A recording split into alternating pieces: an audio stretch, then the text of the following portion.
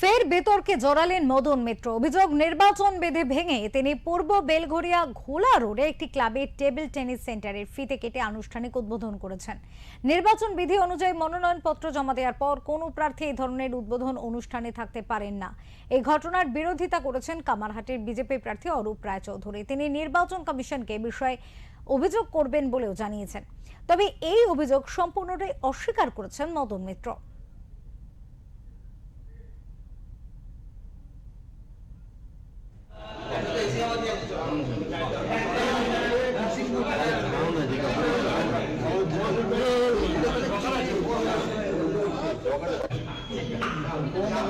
নির্বাচন চলাকালীন এটা উনি কোনোভাবেই করতে পারেন না। আর তীব্র নিন্দা জানাই এরকম বিষয়। উনার মতো এরকম বর্ষিয়ান একজন নেতা, যার মডেল কোড অফ কন্ডাক্ট সম্বন্ধে সম্পূর্ণ ধারণা আছে এবং ইচ্ছাকৃতভাবে এসব করছেন, উনি কি বিষয়ে ভয় পাচ্ছেন সেটা আমি বুঝতেই পারছি।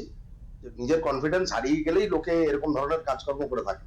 কিন্তু এখানে নির্বাচন, 1 ইঞ্চি জমি ছাড়ার ব্যাপার নেই। আমরা কনসার্ন অথরিটিকে অলরেডি এটা নিয়ে কমপ্লেন করেছি। 50 বছর ধরে আছে। আজকে আমার খাওয়াতে নিয়ে গেছিল, আমরা গোল্ড কাপ পেয়েছি। না, আমি উদ্বোধন করিনি। ওটা 50 বছর ধরে আছে, আর এবার 150 বছর চলছে। না, 150 বছরের না। আমার একটা মেয়ে ন্যাশনালে গোল্ড পেয়েছে, সে আমার সঙ্গে ফোনে কথা বলতে চেয়েছিল।